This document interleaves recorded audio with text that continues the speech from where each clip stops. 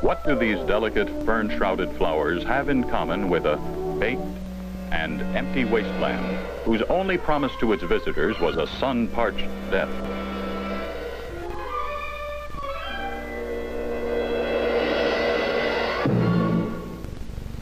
Why can the excitement of a crisp winter's day fun be related to the graceful elegance of an unconcerned deer?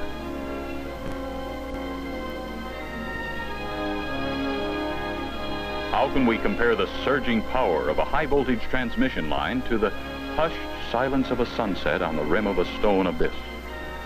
All of these sights and sounds represent but a small part of the beauty, recreation, and solitude which is our golden heritage.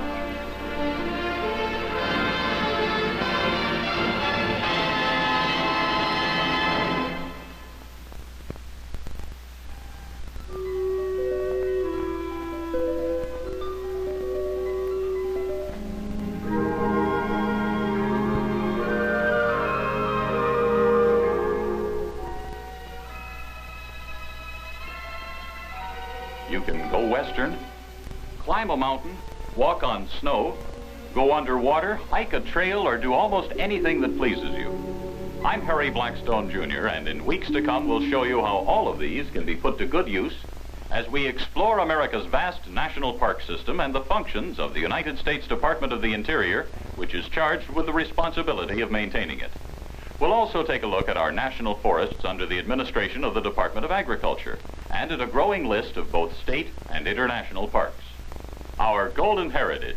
Our title comes as a tribute to the recent 50th anniversary celebration of the National Park System, and because of a little editorializing on our part, since we feel that these treasures of nature and man are truly our heritage. And as you'll see in later programs, their existence is constantly threatened. Our tools will be simple: a camera, a microphone, a tape recorder, and a pair of feet. What are parks? Well, some people tend to think of them as distant, removed places where scientific expeditions go off for months in search of the migrating habits of the grizzly bear, or where artists become absorbed in the wonders of nature. Well, these definitions are true, but most of all, parks are for people to see the living and changing face of our planet, to experience the exhilaration of just getting out and away from it all. Places to have fun, and places to just watch the world go by. Now, we promise not to do anything that will detract from letting you see how beautiful and varied our park and forest system really is. We won't show you anything that you'd not be able to see and do yourself if you were there. And wherever possible, our photographs are made on the regular paths and trails laid out for your enjoyment. Now, let's show you what we're talking about.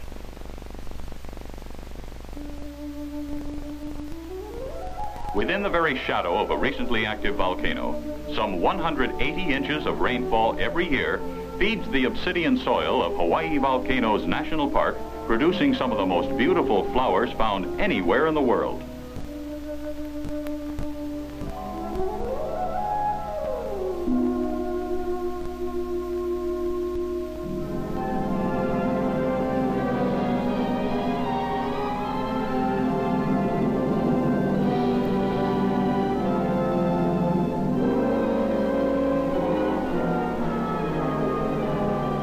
The Panamint Indians, residents of this area long before the appearance of the white man, called it Tomasha, ground of fire.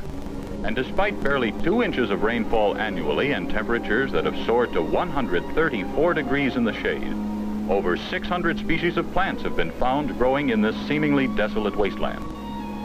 Death Valley, so named in 1849 during the Great Gold Rush to California. Actually, only one person lost his life then, but the infamous name still remains.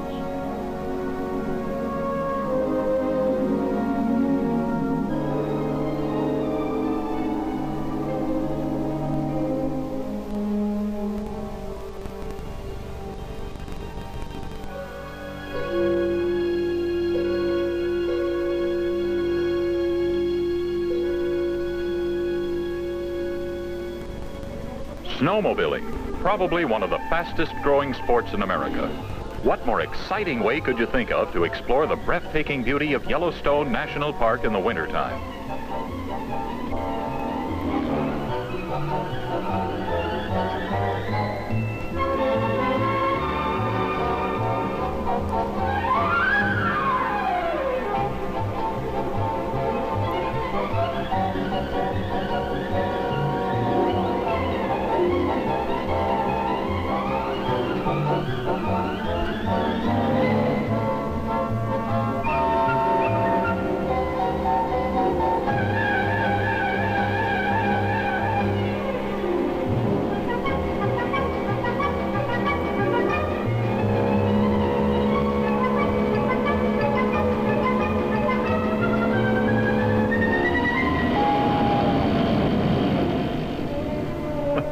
Certain hazards do exist. All of our parks and monuments are sanctuaries. Free to roam unmolested, these black-tailed deer have no fear of man, and pictures like this can be made easily from your car.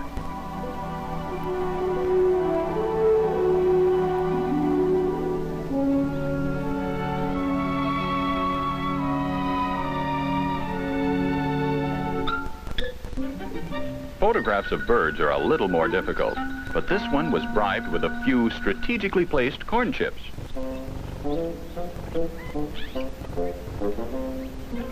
I hope they aren't too salty.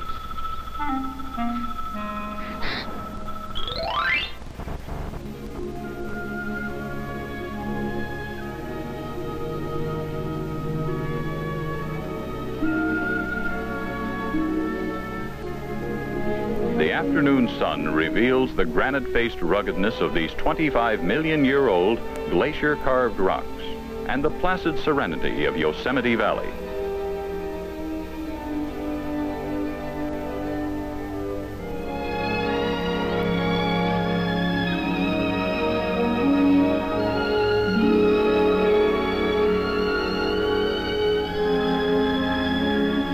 Containing enough granite for 3 Gibraltars, and towering over 2/3 of a mile above the valley floor, El Capitan is perhaps the best-known landmark of Yosemite National Park.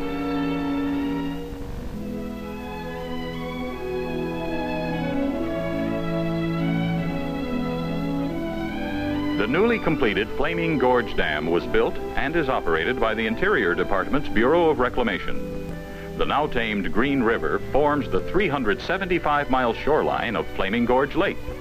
Part of the Colorado River Storage Project, the dam is nearly 1,200 feet wide at the top and stands over 450 feet above the river. The lake and river are jointly administered by the National Park Service and the U.S. Forest Service. One of the byproducts of this project is an exciting new sport that can be enjoyed by most anyone. Surplus rubber rafts are used to shoot the rapids of the Green River's icy waters. Here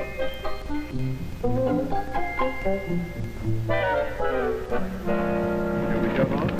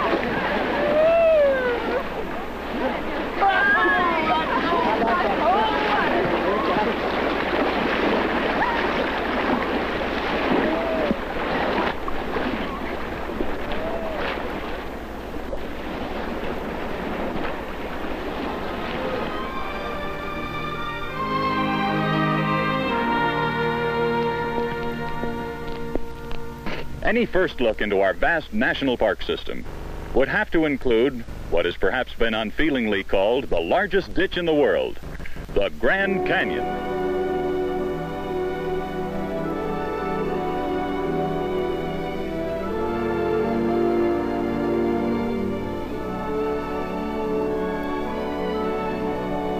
We can't argue with its being large, 217 miles long and over a mile deep.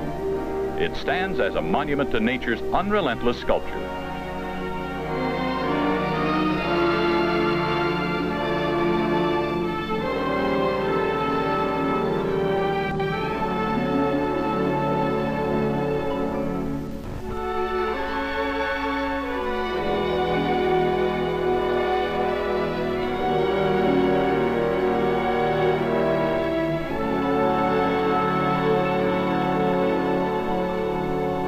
It has taken the Colorado River over 1.5 billion years to wear it down to its present depth, laying open almost to the very beginning the most complete geological history of our planet found anywhere in the world.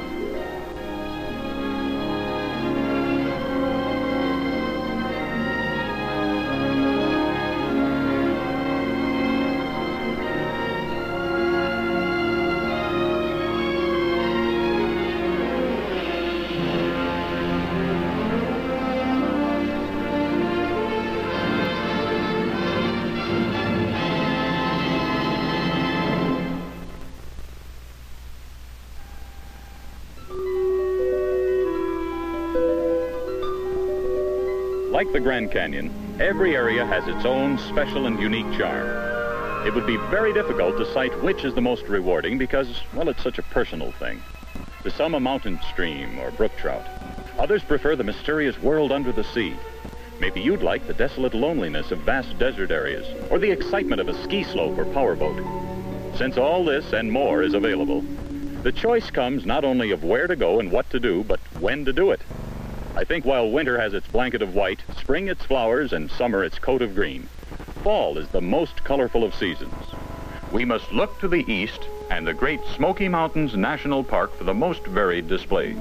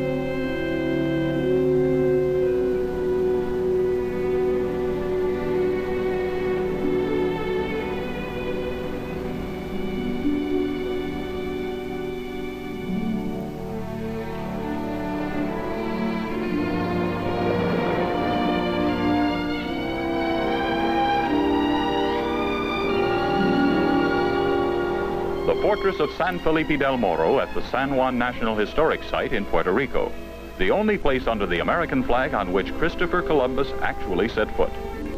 El Morro is the largest and strongest of the massive forts built by the Spanish in the 16th century to defend the port of San Juan.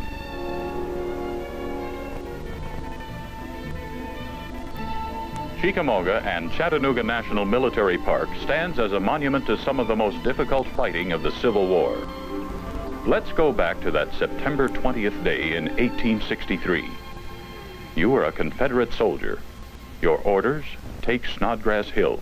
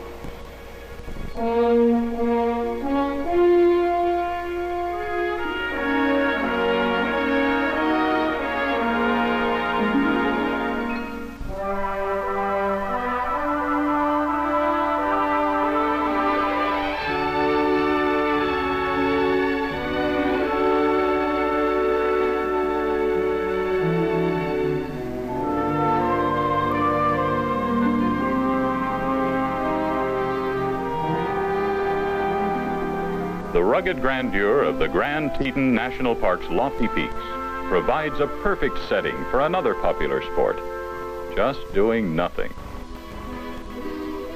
Maybe you'd prefer the challenge of wetting a lure in a mountain stream, or enjoy the relaxed pace of a pine-shrouded campsite or picnic area.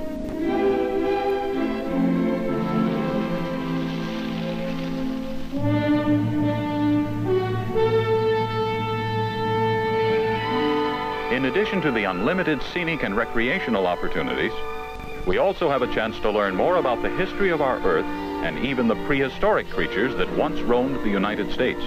Dinosaur means terrible lizard, and over 300 species have been identified in this quarry, the world's largest store of these 100-million-year-old fossil bones.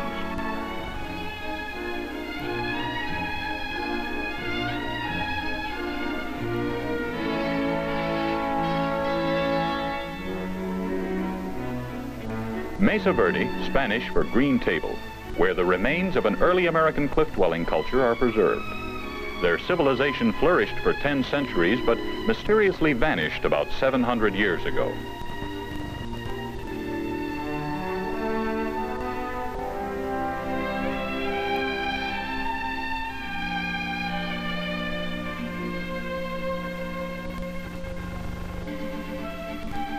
Like to shoot an elk? Well, this is the only kind of hunting permitted, and it's quite a popular sport here at the National Elk Refuge. Animals are perhaps the most appealing attraction to visitors, and nothing can top seeing them in their natural habitat.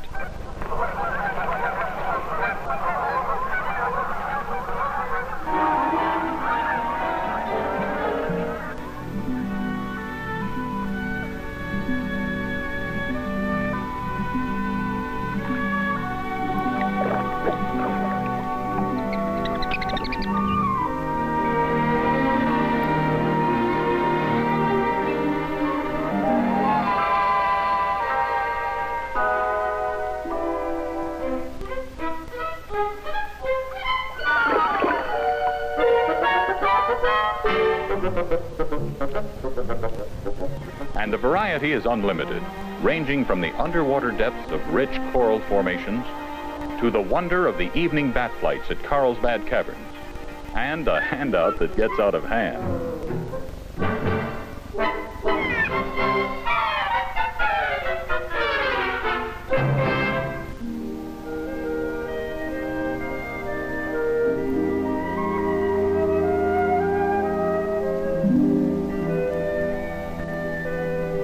In this tranquil setting, it's probably difficult to think that our planet is in a continuous state of change. The effects of our living geology are sometimes dramatic. This mountain literally exploded, hurling rock and debris as far as 3 miles.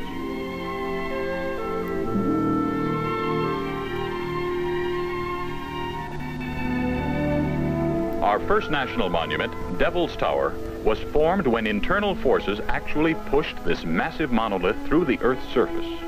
When it cooled, the rock cracked into both 5- and 6-sided columns, and some of the fallen pieces weigh over 1.5 million pounds. Cell by cell, these silica-laden waters will penetrate and replace the actual wood structure of these trees, eventually hardening into stone, like these 70-million-year-old giants in Petrified Forest National Park.